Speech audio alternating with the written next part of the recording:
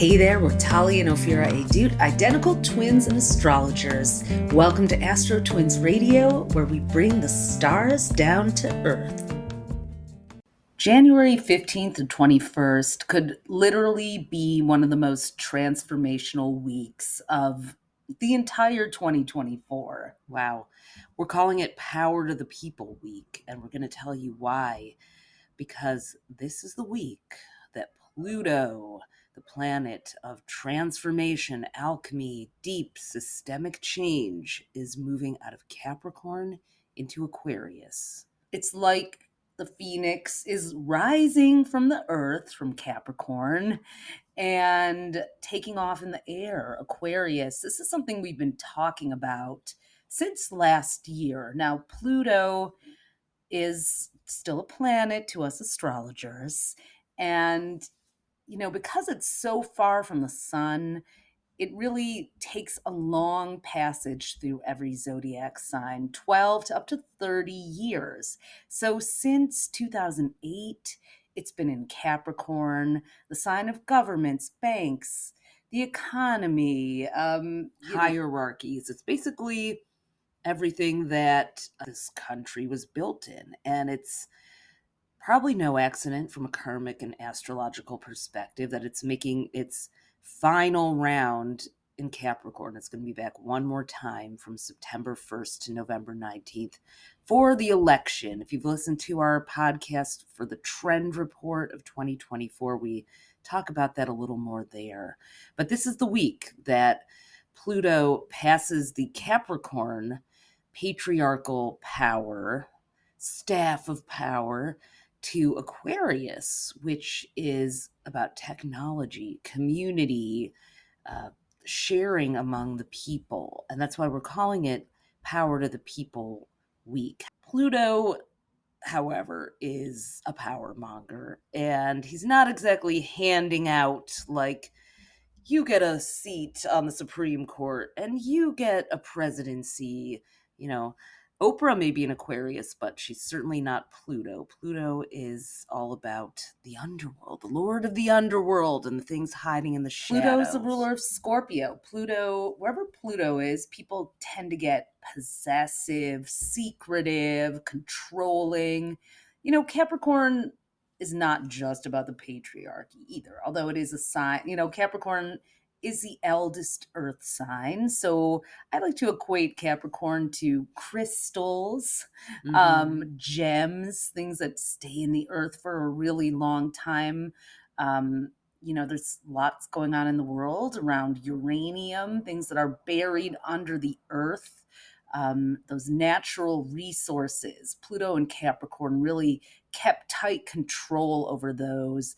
And a lot of the wars that are going on right now are, if you dig a little deeper, which Pluto always does with a shovel and a drill and, a periscope and a submarine, you will find that there's wealth trading hands, that there's some Masonic secretive stuff going on. So now that Pluto will be moving into Aquarius, an air sign, we may also see fights for control of airspace, information, spread of ideas, intellectual property. We're already seeing that, actually. It's interesting because in 2023, when Pluto was in Aquarius, for just a tiny sneak peek from March 23rd to June 11th, the pandemonium began around AI and the intellectual property rights. Intellectual property is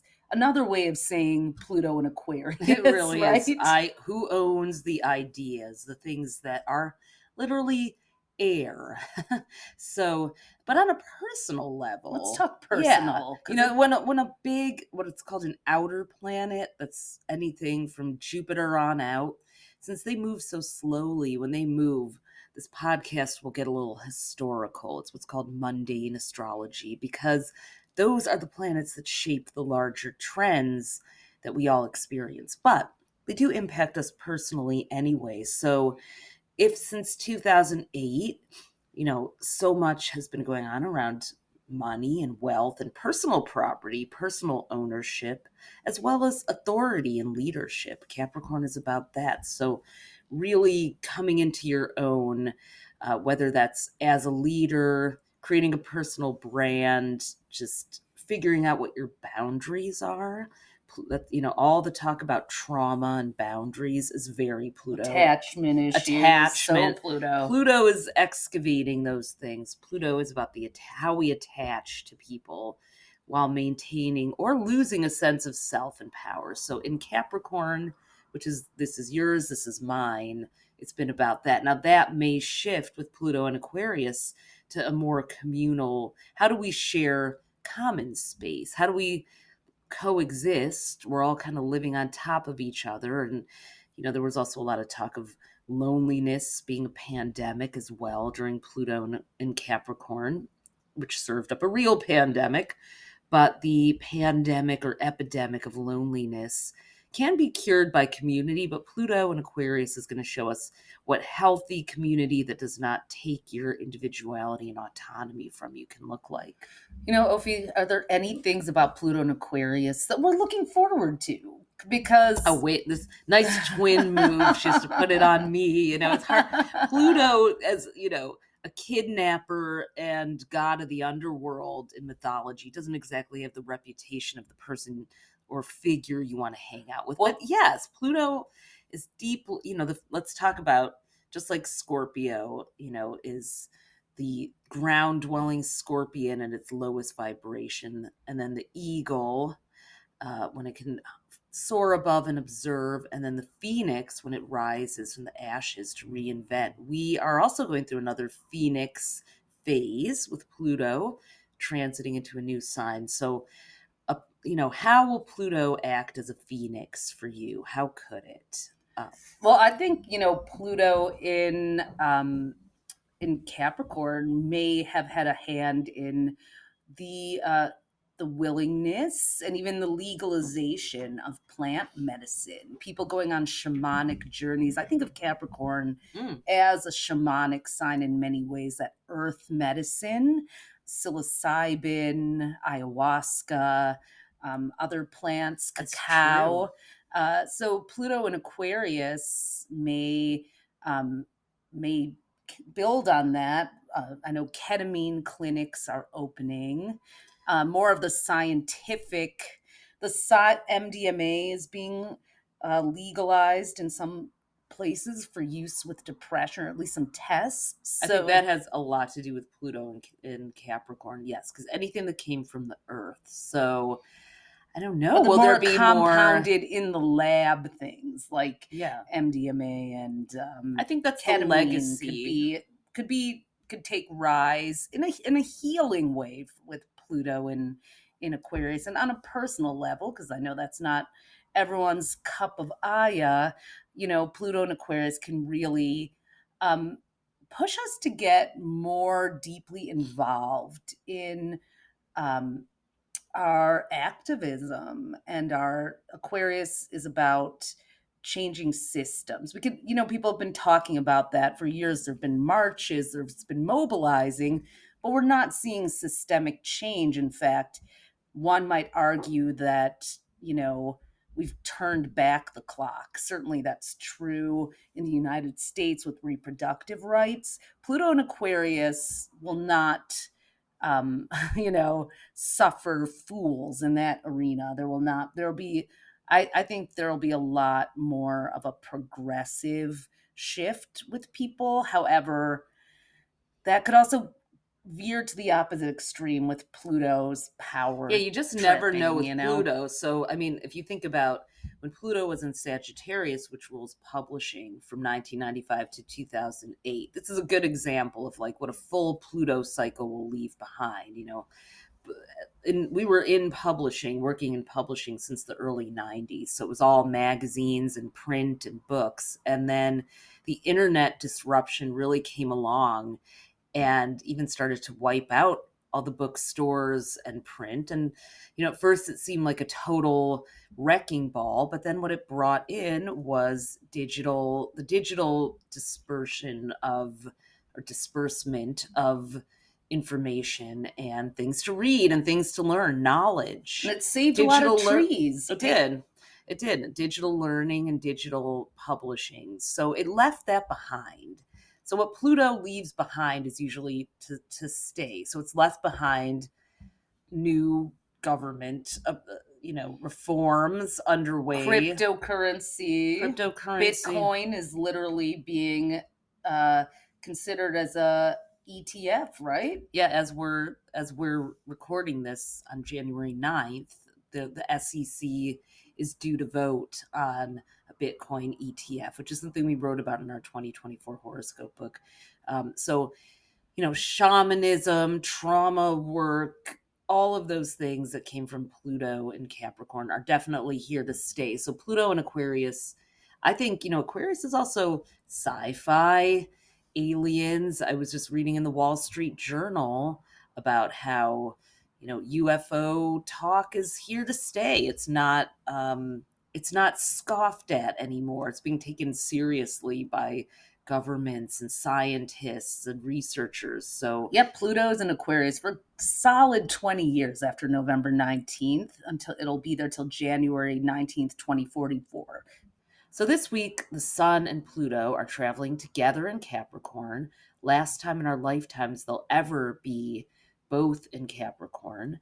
So it's a week of reckoning with power, the powers that be, and the power within ourselves. Where do we stand and what do we stand for? And then on Saturday, Pluto and the Sun both move into Aquarius. And it's the first time in our lives we will experience both of them in Aquarius together. So it's a week of unprecedented lasts and firsts. Should be very interesting. And what I think is unusual about, Pluto and the Sun together, and is that there's such opposite energies. The Sun is that bright, beaming light that you can't look away from. It's the ruler of Leo, so it has that optimistic energy, showy, look at me. And then Pluto is the ruler of Scorpio. So Pluto's mysterious, it's secretive, it's nefarious, it's furtive, it hides things. So get ready to also, maybe feel like revealing a secret this week, or finding out some information. People may be very confessional. You may have some of the most profound and deep conversations with people. I think it's a real opportunity for illumination and epiphanies. It's like a spotlight shining into the depths of a cave. If you're someone who spends a lot of time navel gazing, looking within, turn your focus outward. If you're somebody who's always, wow, where's the next shiny thing? Look inwards. No matter where you fall on that spectrum, look in the opposite direction of where you normally do. If you are someone who reaches out for validation, get out your journal. If you're somebody who is addicted to journaling, get out of your room and go interact with some other humans. That's my advice. Now, just we have a couple other transits earlier in the week. On Wednesday the 17th, our waxing quarter moon is building on the January 11th new moon in Capricorn energy. This quarter moon is in Aries. So if you were a little bit, you may have made some real big goals for yourself last week on January 11th. But now it's kind of like with that quarter moon in Aries, it's like, now, how will that affect me? Aries gives you a chance to kind of do a little personal gut check and say, is that really going to make me happy or not? Yeah. And also, if you're just busy making all your spreadsheets and plans about it, just get out and take one action. Aries is a doer. So this is doing energy. Are you ready to take the first step of walking that talk? And then on Friday, we've got Mercury and Jupiter in a trine, which is a favorable, harmonious angle. So Mercury is also the chatterbox talker, and Jupiter. So Mercury is like the things that you've written down and the data and the info and the little scraps of paper and ideas. And Jupiter is the supersizer, the big talk, the big lofty vision. So at best, it's a great idea to break your large ideas down into a small plan action steps, milestones, or to take all those scattered small ideas and connect them to a bigger vision. Why are you doing this anyways? And also on Friday, we have a little tricky moment for love with the Venus Neptune square. A square is a more challenging angle. So Venus and Neptune are two sparkly eyed, rose colored glasses, in love with love. And they're in the most like rose colored glasses signs. Venus is in Sagittarius and Neptune is in Pisces. Neither one that really likes to deal with limitations and realities. So it is possible to overshoot the mark a little bit in love, or even just be in a little denial that you can't ignore anymore. So it might be a day. It is a good day though too if you've been too rigid about things as Pluto leaves Capricorn, like to release those things. Someone I some know was like forgiveness, thinking maybe. about doing a plant ceremony to open her heart. That would be maybe a good day to do that. I mean, with squares, you always have to be a little careful because we don't always know our limits, especially with Neptune. Neptune can make us overshoot the mark. So I would actually be careful with any sort of substance, legal, healing or not. You could have too much of a good thing in a Venus Neptune square. So sure, you deserve to treat yourself and enjoy, but just make sure you're being responsible.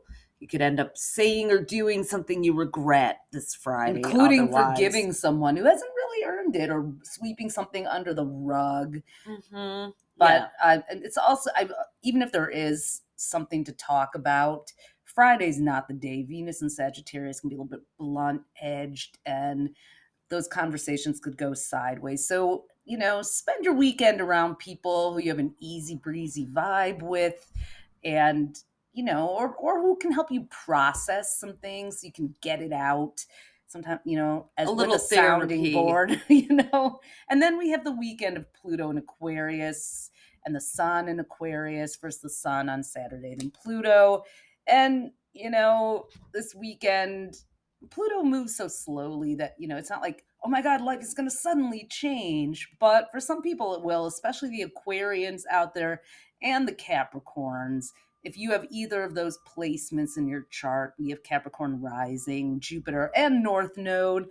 But especially if you have anything in your chart at 29 degrees Capricorn or 0 degrees Aquarius. And if you want to find out, you can do a free chart at astrostyle.com/birth chart. We highly recommend doing that because you can follow along as we go through every week of the podcast. And learn more and more. In fact, little announcement, we are now taking applications for our Become Your Own Astrologer course. Yes, it's true. We have answered the call for years.